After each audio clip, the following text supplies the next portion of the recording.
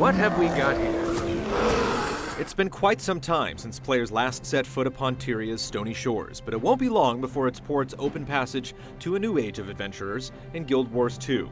Incessantly teased since its announcement in 2007, we are still no closer to knowing just when exactly the long-incubating MMO is due for delivery later this year.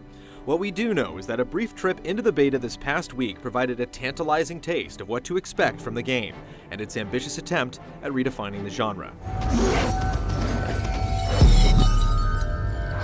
Our playing experience began rolling a level 1 character in each of the human, Norn, and Char starting areas. Following a set of background choices made during the character creation process, players are guided through a comprehensive introduction detailing the origin and impetus of your would-be hero.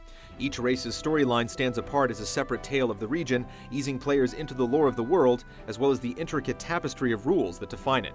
A focus on narrative and meticulously orchestrated cutscenes implies a directed path, but the actual playing experience is anything but.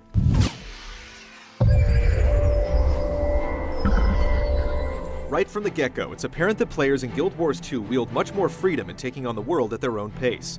Quests in the traditional MMO sense have instead been replaced by the notion of events, dynamically occurring objectives that come in the flavors of one-off tasks and shared group activities. Often the biggest leads come from NPC scouts that give you a reading for the areas that could best use your help, but it also isn't out of the ordinary for players to simply stumble upon them too. Beleaguered villagers will break out of their routines to plead for a moment of your time, and errant occurrences like monsters and raiders ravaging the countryside reward spontaneous chivalry with karmic rewards.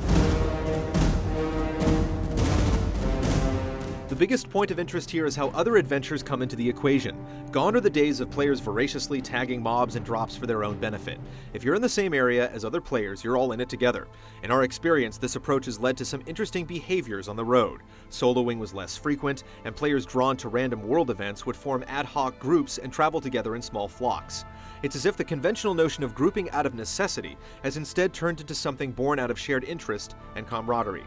Funny enough, it all comes back to the idea of just helping each other out. Thank the gods you came along.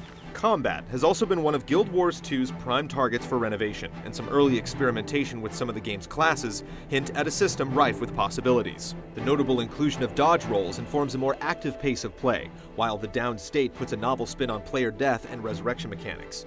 But perhaps the most significant new idea ties skills directly to weapon choice, making gear selection more than just a matter of stats. Your weapons form the foundation of your personal playstyle, and with the ability to spec out defining traits, abilities, and swap between two sets on the fly, there seems to be plenty of room for individuality and creativity. Thieves, for instance, can play their own unique take on support, while Guardians can craft characters capable of smiting foes and healing allies in one pragmatic stroke.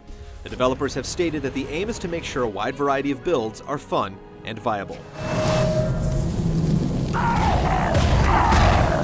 This notion of combat versatility plays directly into the game's deconstruction of the so-called Holy Trinity. If all goes to ArenaNet's plans, the need for tanks, healers, and damage dealers in groups will go the way of the dodo. The new system is being built to run on party synergy versus codependency. A few runs through the level 30 instance Ascalon catacombs showed promise, with players sharing equal responsibility in dishing out damage as well as taking it, usually with a novel mechanic built just for that fight.